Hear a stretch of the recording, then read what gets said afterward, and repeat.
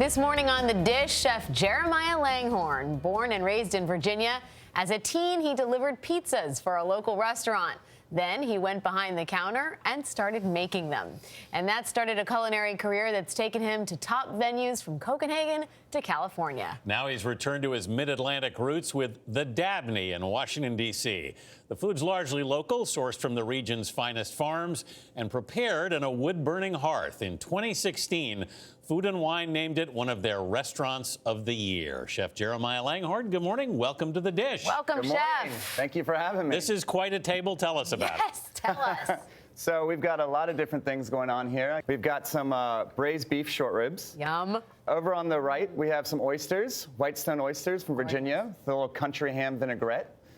Some radishes from our garden with buttermilk dressing. Beautiful. Some charred squash over some kale with some ricotta and some feta. And then this one is charred brassicas, which is a fun family of vegetables with a little bit of fried shallot. Nice. And then in the front corner there, we've got some toast, charred Brussels sprouts, chestnuts, some few more radishes. And then for dessert, butterscotch pie.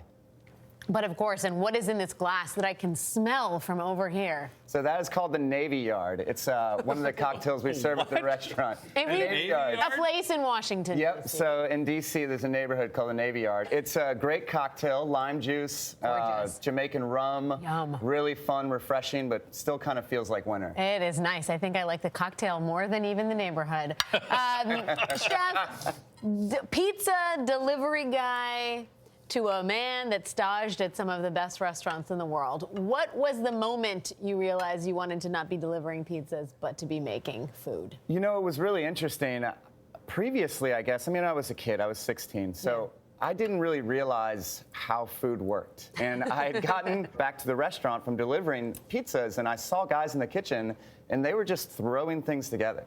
Like, there was clearly no recipe, there was clearly no rhyme or reason. They were just throwing things together. And it kind of struck me as I'd previously thought everyone just followed a recipe when they cooked, you know?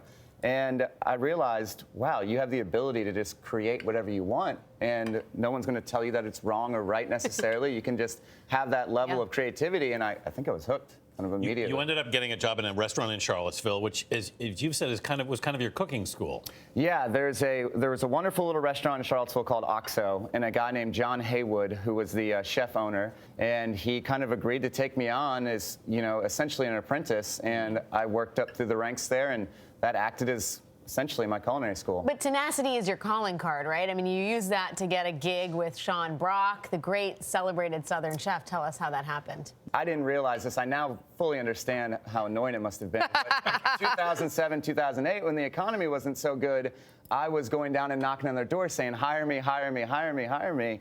And I just didn't give up. And at the time, they weren't, not only were they not hiring, but they were having to lay people off. And it was a tough time, but I just kept showing back up. You got a tip about what to do. Exactly. What was that tip? I befriended the chefs there, and one of them called me and said, hey, we're down to pretty much our skeleton crew, and there's a guy who's going to be leaving. Yeah. So I bet if you were to come down here and be here the same day that he puts in his notice. Hot tip. Yeah, Sean would probably hire you, and luckily it worked out. Wow. So he just looked at you and said, you want the job? Hey, kid. Yep. Was your goal always to open your own kitchen? Yeah, I think I always, from pretty early on, I think at Oxo, I started thinking about opening my own restaurant eventually. You do something weird or innovative. you have people in the restaurants trade places from time to time. Yeah, there's a lot of learning curves in restaurants. Yeah. And when you go from being a chef your whole career to then being a chef owner, you adopt a whole new set of responsibilities. Mm-hmm. And as an owner, your number one responsibility is to make sure that everybody does the best job they can so that all of the guests have a great experience. And very quickly we realized that if people really understood how difficult other people's jobs were, it would just make everything so much smoother and so much easier. And it does. Yeah, Eddie Murphy had it right, trading places. Yeah, 100%. Right? Chef, as I ask you to sign this dish, if you could share this incredible meal with anyone past or present, who would it be? You know what? I think I would share it with my wife. I don't get to spend enough time with her, so can't lose with that answer. Yeah, that's a winner all the time. Chef Jeremiah Langhorne, thank you, and thanks for sharing. And for more on Chef Langhorne and the dish, head to our website at cbsthismorning.com.